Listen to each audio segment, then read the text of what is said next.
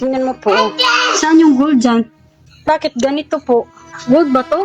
Asikasuhin nyo lang po ito kasi kung hindi, magpapatulong ako sa ampong pulis. Marami ngayon ang bumatiko sa video ng isang OFW na kumakalat sa social media na kung saan inirereklamo nito ang isang seller na nagbebenta di umano ng peking alahas at umabot pa na magpapatulong siya sa kanyang among pulis kung hindi maasikaso ng seller ang kanyang ginto na di umano'y peke. Na ayon sa komento ng ilang netizen, kulang daw umano sa kaalaman si kabayan pagdating sa ginto kaya ganito daw ang kanyang naging reaksyon.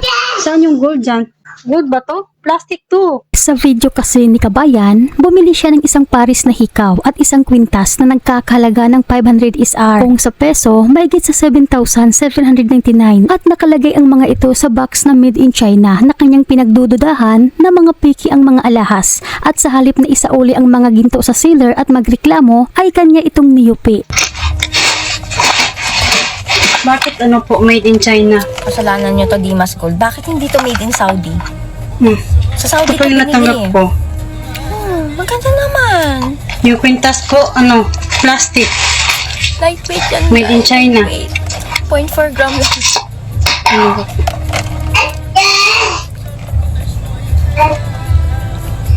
Tingnan mo po. Saan yung gold dyan? Bakit ganito po? Parang kuto. Asikasuhin nyo lang po ito kasi kung hindi,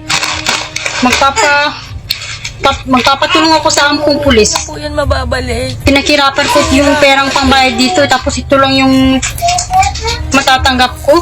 Gold ba to? Plastic to. Please po. Asikasuhin nyo po ito.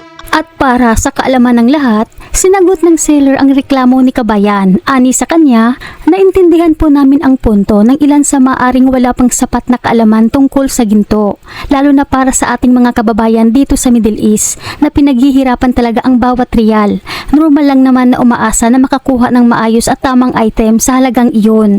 Hindi ko rin po sinisisi ang kabayan kung magkaroon siya ng reaksyon, lalo na kung hindi pa masyadong marunong sa gold at makita ang level na made in China sa kahon.